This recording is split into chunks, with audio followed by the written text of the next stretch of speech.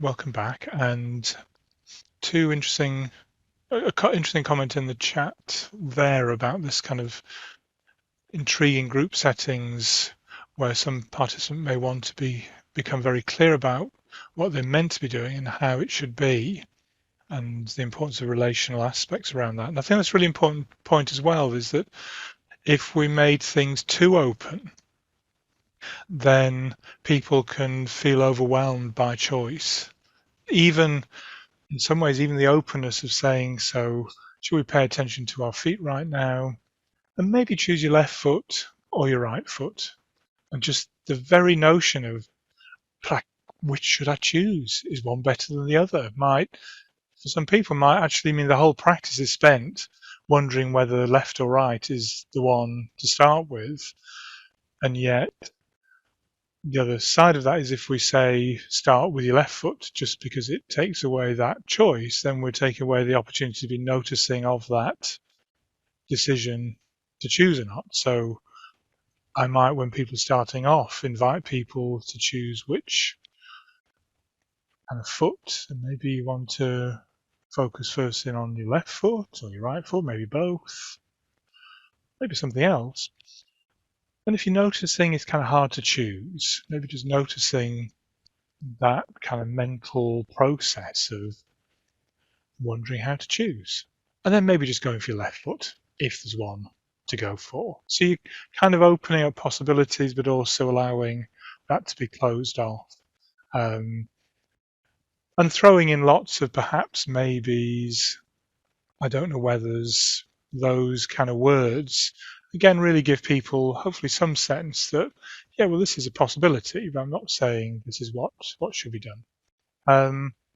So I think it's really important, that sense of people needing a framework often to feel safe within that framework. Things being too open creates or maybe a worrying sense of what could happen next. Which is why I like a really incremental approach to offering mindfulness.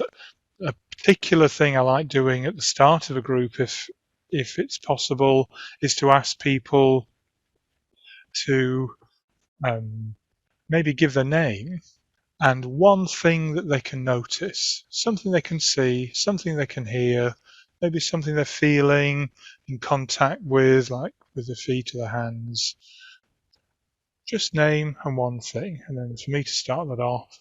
And then we have a round of names and one things, but each time someone says something, to then take a pause. If someone says, like I might do in this particular garden, I'm noticing the red flower over there, I might pause to notice the red flower, kind of be inviting in, well, we could all have a notice of that if it's available. And yeah, there's a red flower, just brief as little kind of moment of shared noticing. And then the next person says something, and it's literally just a, oh yeah, that's there. And back to the next person, no big deal. But by the end of a round of that, actually everyone has contributed a little bit of a mindfulness practice of noticing something that's here, and maybe an opportunity for us to notice if that was available for each of us to notice, or maybe it's something individual to that person. And so it's bringing this sense of how mindfulness is going to be individual for each person, because some things are available for us all, and some things are only available to that one person. If someone says, I really noticed an itch on the end of my nose, well, only people with itches on the end of the noses have something to notice with that one. So, and even then, I feel you kind of bring in a sense of, and this is how things are going to be. So then, if we then say, so what we've just done there is a whole series of little mini mindfulness practices. We've kind of noticed those. This is kind of all this session is going to be about, just noticing stuff like that. So it's normalizing things at the level of maybe we can just do a bit of this everyday noticing, dipping in and out of it. But if we take that notion of what it is to be kind of mindfully living as the baseline of how we bring mindfulness into our lives, how different is that than if we somehow label the formal moments of mindfulness practice as the bits where we're being properly mindful? does that have a different feel to it? And even the way the language is used, often formal mindfulness practice, sat in a particular position, informal mindfulness practice, you're living your life being mindful. Isn't that weird how the sort of slightly diminishing name of informal is given to the bit that's about you doing your life, but the bit that sounds kind of grand and proper is given to the bit that is about you stopping doing your life, like you've done it before, and doing this particular thing called mindfulness practice before you start doing your life again. And these subtle valuings that can come from that, I think, can be sometimes quite pernicious for people. So many people, after they've finished a typical 8-week course, when I talk to them, they'll say, well, I really think I should be doing more of that mindfulness practice. I'm not really practicing mindfulness. So are you having some mindful moments in your day? Oh, yes. Yeah. That first bite of toast in the morning, the hit of the shower, when I'm out and about just enjoying walking the dog, there can be this whole litany of things that are wonderful moments of mindfulness. And yet they've got in their head, I'm not doing mindfulness properly. So I think something really interesting about kind of encouraging practices that help us start where we are in that sense of our own this moment awareness, however that moment awareness is. So if you're up for a kind of probably about 10 minutes at most-ish sort of practice, or this could be a not a practice if you prefer that.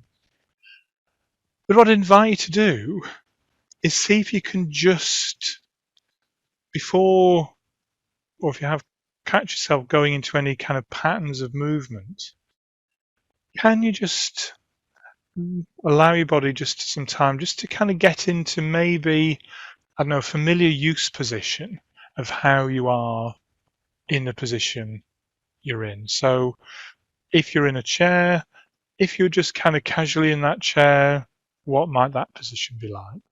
If you're standing, would you be leaning against something?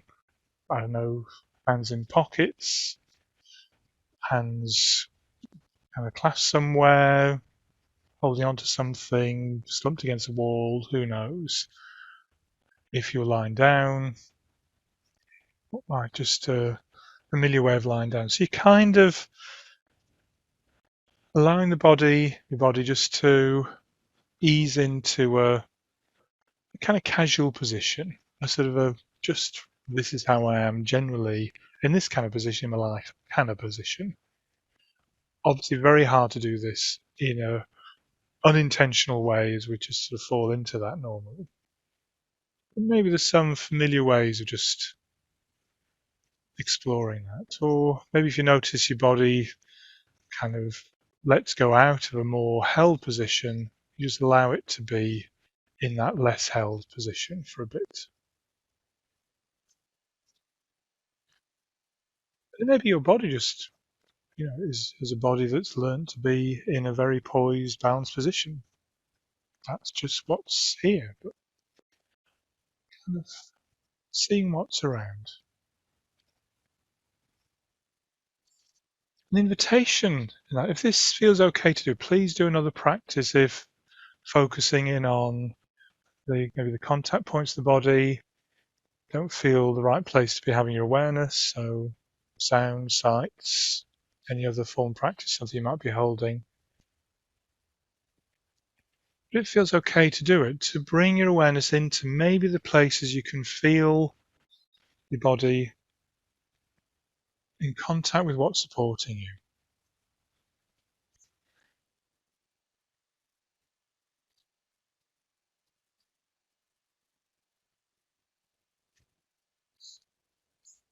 As your attention wanders off, maybe seeing what it's like to come back to those places of contact.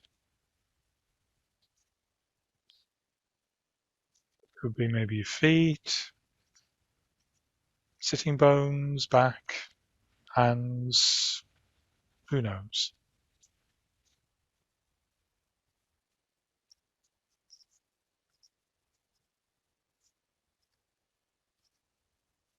You feel almost like the framework of your body right now, how it's positioned. May even be some sense of the pull of gravity, how there's a sense of where down is, and how your body is pulled towards wherever down might be.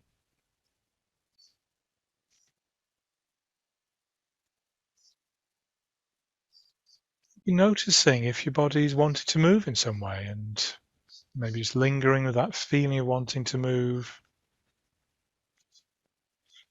And if your body really saying, yeah, please, just move into that particular position then, noticing the different sensations in those contact points as you shift into some form of different position.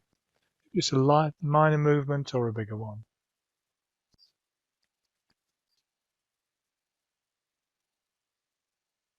And you might be noticing as you do this, the background movements in your body that are just there anyway. Maybe how just the rhythm of your body breathing, just bringing little movements here and there as you go along.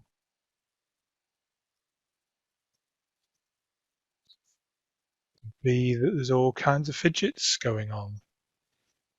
So sometimes I have practices where I've just my legs just are fidgety and my hands are kind of fiddling around with stuff. Absolutely fine. Just notice if that's what's happening.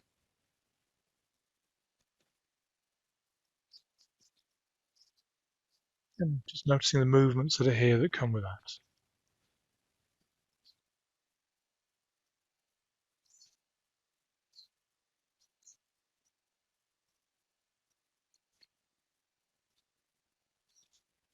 I'd invite you, if you wish, just to play around with moving into just slightly different positions, led by kind of what feels comfortable, feels interesting, or just possible to explore. The thing might be just to notice how your head's positioned. If you kind of let your head come forward a bit so your neck closes off, even just the tiniest amount or more, only to the point of kind of being interested if you're forcing yourself or it's uncomfortable, just shift again. Maybe just noticing what it feels like to be aware of these feelings of contact, your body moving with your head, coming forward a bit, your neck. Almost that position your head can go into if you're nodding off. Your head's just dropping from your neck. Again, really being careful with what's comfortable for your neck. Could be the tiniest bit of that, or none at all if it's just not good for your neck. And registering what, being curious of how it feels like to have your body in this position. It's like maybe it's all so vague there's hardly anything there at all, a bit half guessed at, or there may be something more vivid or definite. Who knows? It is just doing what it's doing. And then maybe seeing what it's like to move your head the other way. This could be moving into your head being more upright, but maybe going past or upright to kind of tilting back a bit again, ever so gently. This one, just where maybe you're getting a little bit of a feeling of a tilt back. If there's anything you're unsure about with your neck, it's just the sense of moving your head the other way. Always coming back from anything that feels uncomfortable, not right. Again, it might be the other kind of side of that when you're nodding off with your head going back almost around. And then what about somewhere in the middle? Where your head kind of feels balanced in some way on your neck. There's a slight tilt there. It's fine. I think my body's slightly tilted, so it means my head sitting on top of that slightly tilted body is going to have a bit of a tilt to it. But just it's heading off, so more kind of balanced, whatever that means. Kind of noticing what that feels like. You can even go slightly to one side, playing around with that, just feeling into a place your head feels. Yeah, I think this time round, my head could just be there.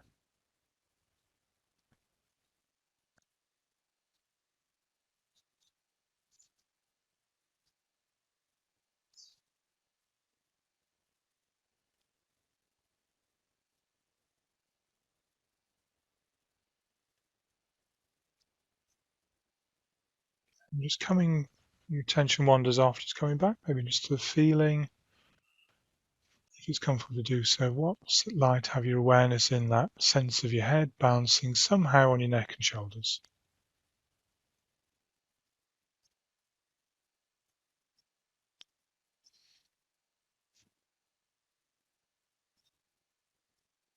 Maybe making choices about where you'd like your head to be. Maybe it felt actually really nice just having a bit of a lull. Oh yeah, just let the head go for a bit. Just really interesting. That feels quite nice. Sometimes that more close off position with the neck can feel quite comfortable, quite protective maybe. Maybe some other position. Just yeah, just for a few moments. What would it be like to have my body in this particular shape, this particular position?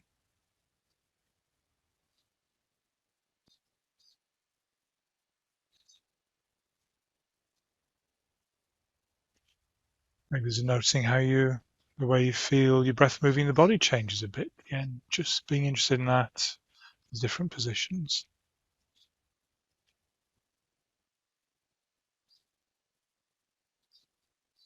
You can do this with eyes open, which sometimes can be quite an interesting way to start this sort of thing off, is to notice what it's like to have your eyes open and how it feels to gaze at something straight ahead that feels comfortable to look at. Maybe just choosing something that feels a comfortable starting point, wherever that is. Notice as your eyes settle on that place how your head's positioned. And again, the feeling of your body, how your neck's positioned, your head, as you're gazing at that particular object.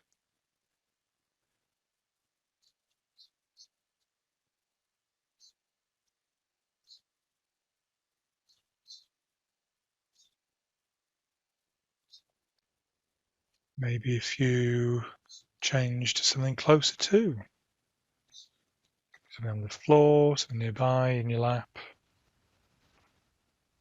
What does that feel like to have your eyes open, gazing at that?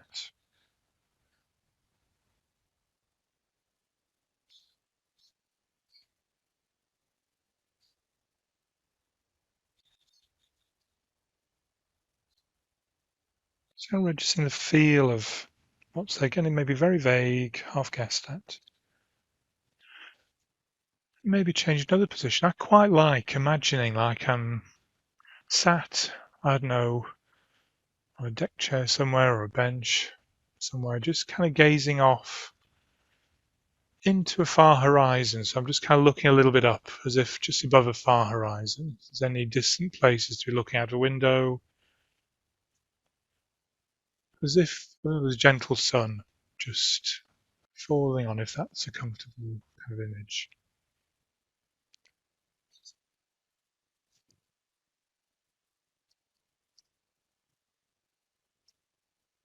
So I like to have a distant vision with the head slightly back.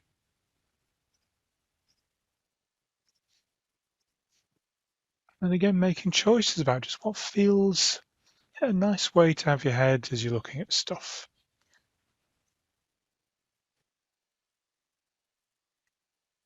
Maybe it's looking at something in your lap with your head down. Who knows? Off to one side.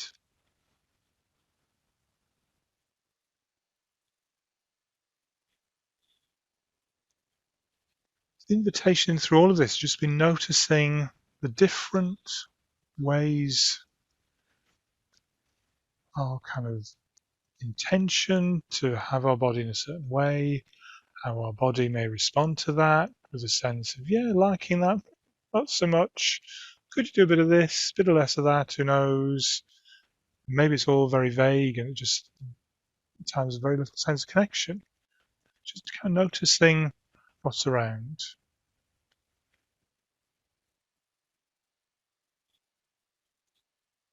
We could do a similar thing maybe with how our spine's arranged. So we could make choices to lean a bit forward for a bit.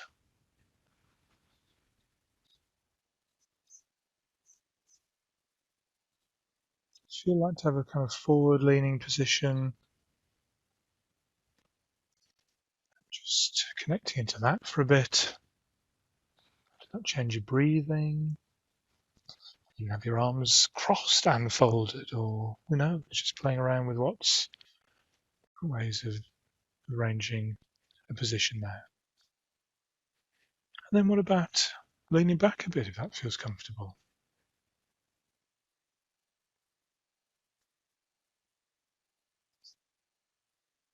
Feel good to have your arms folded on your lap. Who knows? Or maybe it's even further back if you're in a position to do it.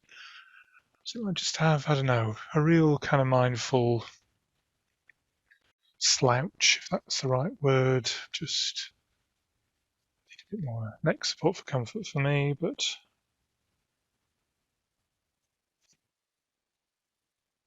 it could be quite fun even.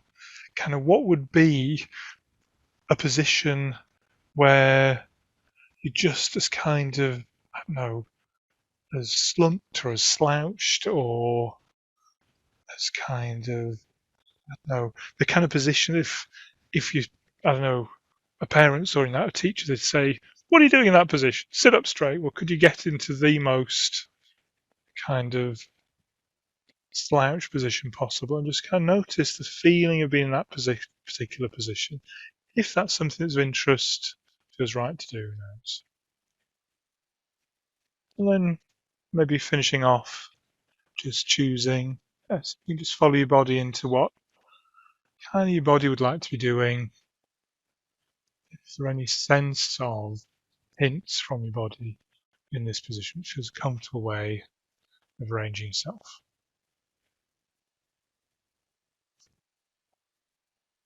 Okay, so take maybe a few moments just to reflect back on any of that. Maybe there's a good time to connect into the sounds you can hear around you.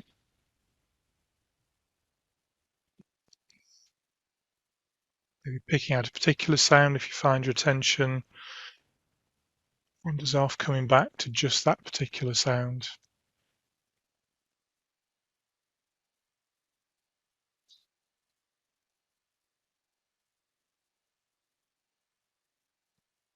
Maybe something you can see, really focusing in onto the specifics of something you can see, possibly one particular point, holding your gaze steady, or maybe moving your eyes around a particular object to kind of trace the outline. Sometimes that keeps things more kind of engaging. Sometimes it doesn't. Maybe just stretching, moving, shifting, coming into a particular position. That's feels okay. Okay is available right now.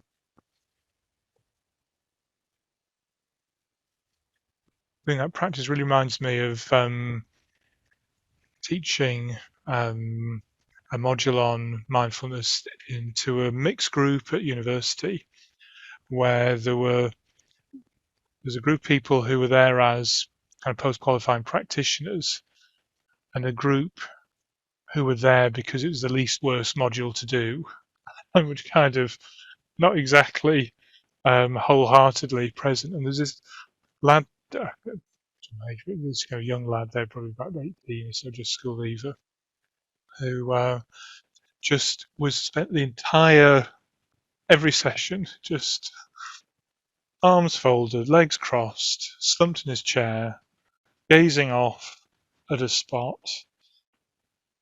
barely a movement from him, kind of anything that involved having to do something that involved changing position, this kind of kind of sighing shift into position.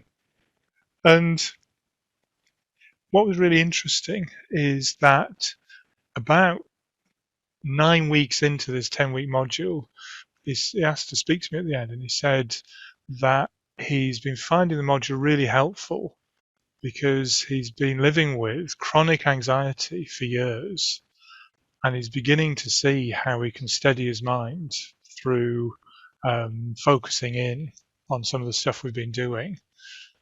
And so although in many ways his body posture was a socially accepted norm of utter disengagement and kind of F you, I'm not kind of taking part in this, mate, actually he was along for the ride and finding value, but just that's how he kept himself safe in his way in that particular group. That's the best he could be doing in that situation, and not making a thing of that. And just, well, I did playfully one session encourage everyone to get into a kind of, let's do a bit of a mindful sort of when we were playing with position, getting into different positions. One of the positions we explored was on very like his, so the whole group kind of met him in a bit of a laid back slump, and then some of us moved into other positions, which was kind of lovely to feel like we joined him rather than him having to join us.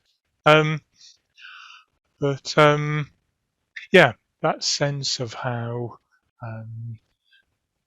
some of the positions we've learned to be in are really the product of a lot of learning and a lot of ways we stay safe. And it reminds me of working with some clients where particular positions evoke very powerfully memories of trauma or situations in their life, and to access a particular memory, it may be unavailable in some body positions, but come into availability through adopting the body position that's around when that particular emotion is strong.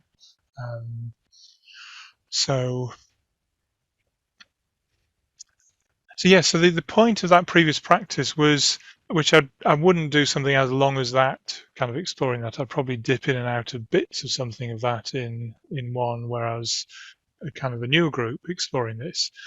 But the point is just to be interested in the shapes, the positions we find ourselves in, that kind of body framework, and I might encourage a practice between sessions from that of can you even just set your phone to ping or a little reminder that to become mindfully aware of whatever body position you're in when that reminder occurs, without having to do anything, without having to shift your position or anything like that, just come into, yeah, this is what's here right now. Oh, look, sitting like this, which is the way I'm sitting right now, my lower back is saying, please don't stay like this for very long. This isn't very comfortable. My shoulders are feeling quite tight, but kind of just linger with that for a few moments, just to kind of feel into, yeah, this is the shape, this is the impact. I'm trying not to, I had every intention of not using the word shape at all for this, just because of those other kind of associations we can make with that word if we maybe have body dysmorphia or eating disorders. It's a quite loaded term, and I was intending to use position all the way through, but hey ho, it's popping in. But that kind of body position, can we linger with that particular position and then see what it's like just to unfold out of that or move out of that little by little, just seeing if there's another position that kind of somehow my body's inviting me into in some way, kind of listen out for those little messages. And I find that really interesting as a practice too, because a lot of people I work with who are in quite are in situations where they cannot be seen to be doing mindfulness, they feel anyway. If they were to, in the middle maybe of a really intense meeting or in an argument with a spouse or partner, and they said, just hang on, I just need to access a bit of mindfulness now and go into a particular position, it would kind of get in the way of whatever else is going on. Whereas knowing you can practice mindfulness in the, we're all together in this meeting doing power positions, or who knows what kind of stuff could be happening, but I can just sit in my usual position and I can feel my way into that particular body position, and in that position just tune into, yeah, here's my body, here's my thoughts, here's my feelings, what's around for me, where are the tensions. Yeah, some of this is because of this maybe less supportive body position for my body position I'm in. Kind of just think with that, ease around that, kind of let my shoulders go, maybe my belly go, face be at ease around the place my body's having to be, maybe a little bit tighter than it would prefer to be, just to hold itself in this position. So knowing I can stay in a mindful state, mindful awareness practice in that kind of position, it can be quite useful. Anyway, that's enough for me. Sorry, I've gone a bit too much there. I'm just curious about any reflections about any of that as we're coming to an end. Again, messages or audio, whatever's up for you. This is a message here. The practice just led for me evokes how essential it is for everyone to recognize people's need for safety and to encourage curiosity, trusting the body in a way to begin to help with the distractions of the mind, particularly in terms of lifelong experience of trauma. And perhaps a new way of exploring some inner territory.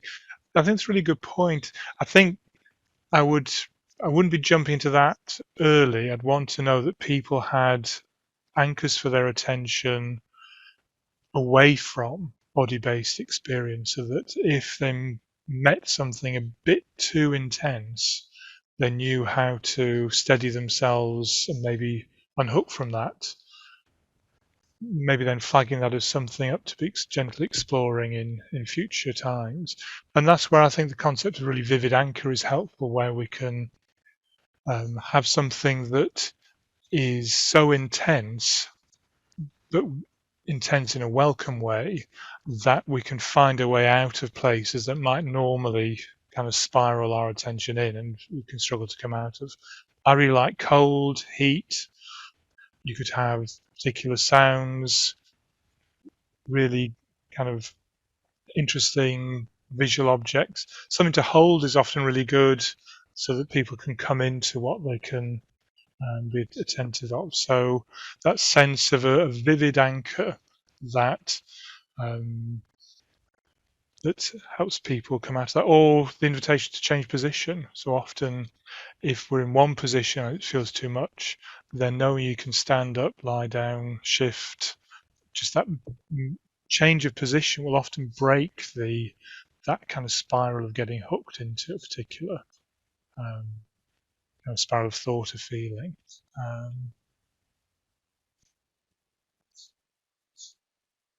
Yeah, I think really good points about just that, how we use language to make that feel available rather than challenging.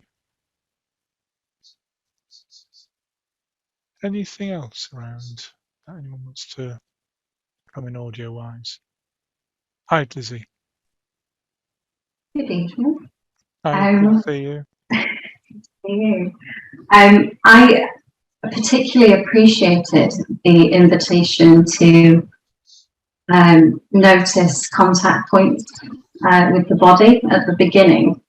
And I think this is partly postural as well. So I think I've met quite a few people in the group, but for those who've never seen me in real life, I'm 4'11". So a lot of mindfulness practices start by saying, put your feet flat on the floor. So if anyone else is vertically challenged, that is not always possible, and can straight away make me feel like, oh, I'm already not sitting properly. So yeah, I just appreciated that, and that kind of popped into my head first off. So yeah, thank you. Something to think about. Thank you so much. It always reminds me of Annette and myself. We work with a group of people with Parkinson's disease, and Annette being short as well, her feet rarely touch the floor. So she had a foam block that she stuck under her feet, and we would make the point of explaining things more now, but we were kind of hadn't really thought that one through at the time. And about 3 weeks in, one of the folk with Parkinson's disease said, "Why have you got a foam block under your feet?" And they'd been baffled all the way through, thinking, "What is that about? Why is that there every week? Are we supposed to?"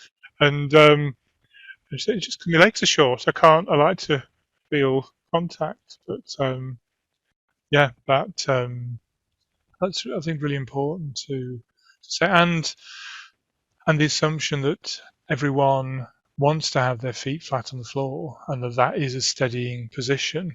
I was talking to someone who their experience of trauma, this was someone working with a client, their experience of trauma meant that when their feet went kind of into firm contact, they got this feeling of kind of tipping back and feeling really unsteady.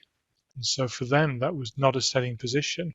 And someone else I talked to once who had just come back from an earthquake zone and they'd been through some pretty shaky experiences, and the notion of the floor being steady under feet actually was quite evocative of those unpleasant memories. So, and at some level, we cannot possibly avoid associations happening. You just there's always going to be someone who, for whatever reason, sadly, has a strong reaction to something that we say and or do or just our being in some way. It's impossible not for that not to happen at times. But hopefully, if we can just communicate our openness and curiosity and our kind of warmth, relational warmth around all of that, people can say, "Yeah, that really freaked me out." That, and we can help people see they can have a different way of beginning with mindfulness practice. Other things before we come to an end there?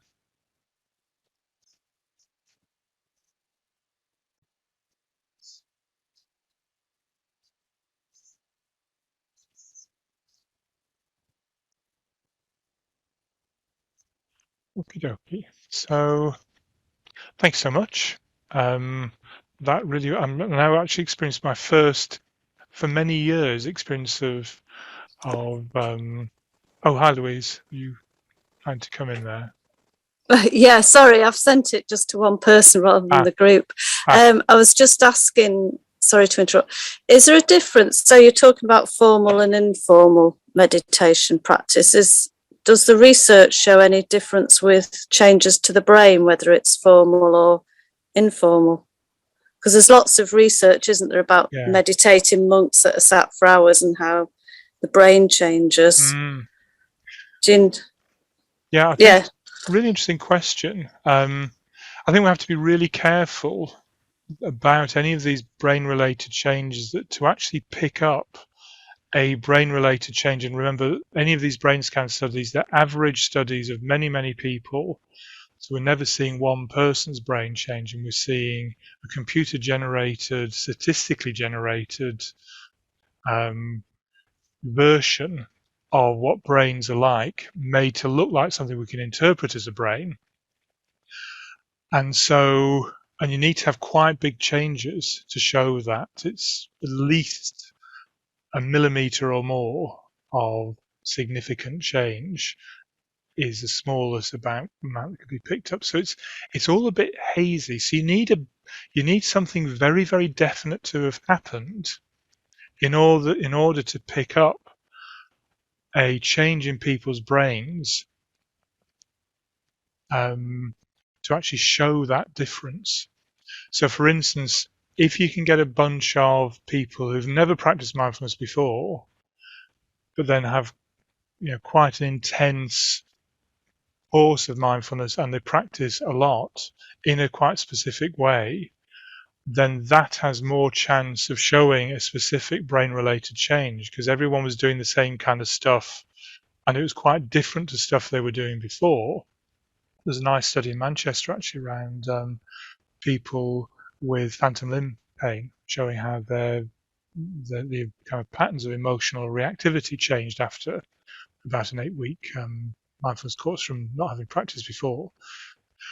But if you start mixing it up and say, well, some people are going to practice like this, and others are going to practice like that, and some people's longer, some people's shorter, I'm not so sure how you would easily pull out that kind of signal unless you could then collect together the ones who are doing that particular kind of way of being mindful in their life, and they did that consistently enough to bring about a change. I mean, you can, if you start juggling intensively an hour a day for the next couple of weeks, you will show changes in people's brains in the pathways to do with juggling. It's just how brains work. But you need to be doing the same kind of stuff to bring that about. What I think there is some suggestions of, and maybe others here are more in touch with that research, is that long term, if people practice mindfulness in all kinds of different ways, there are small changes that are observed in the brain relatively consistently. But it gets a harder and harder signal to pick out. So, yeah, lovely as it is to have the brain imagery, there's a lot of kind of problems with it, and particularly around the brain imagery only shows changes of blood flow over particular periods of times, or changes of blood brain structure. Whether something tiny stops doing something to another bit of the brain, and that has huge knock-on effects in all kinds of ways that may feel profoundly different, but it's a tiny little blip of a bit of a brain tissue that's done that, will be invisible to brain scans for many, many years, probably. So yeah, interesting. One of the things I do think is worth maybe just finishing on is the notion that most of the major mindfulness studies have shown that the kind of gains from practicing mindfulness do carry on for some time after the 8-week course is over. But also, one of the things that many of these studies shows is the thing that tends to fall away are the longer practices. What people often left with is the being mindful in smaller ways in their life. So maybe it was that first initial 2-month intensity that kept having its own effects through the rest of that time. But maybe it's also that ongoing practice. And there are some hints in the literature, that ongoing mindfulness in your daily life practices are helpful for maintaining long-term changes. Just to finish off, then, maybe triggered me what you're saying there, Louise, about the terms I like using are mindful moments, for those little moments when we just notice something, mindful living for the practicing stuff in my life, because that's kind of when it matters. I'm in the middle of something a bit intense and I can actually be mindfully present with whatever's going on. But I'm also practicing that for just doing stuff I do anyway mindfully.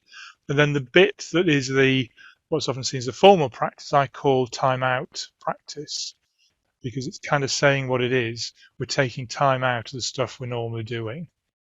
And I would be inviting people to make their own decisions about what they feel is the most valuable way of practicing mindfulness at any time in their life. Maybe it's mindful moments, maybe it's mindful living, maybe it's a mixture, maybe it's the time out practices. But it kind of just describes things more as they are. So anyway, I've gone over, so sorry about that. And I will look forward to seeing you sometime in August. Any suggestions for future topics? Always glad to receive them, so feel free to email those over to something I think would be interesting to explore. And have a good rest of this evening. And and who knows what weather might come next time. Let's see if I can arrange some other startling conditions. So, see you folks.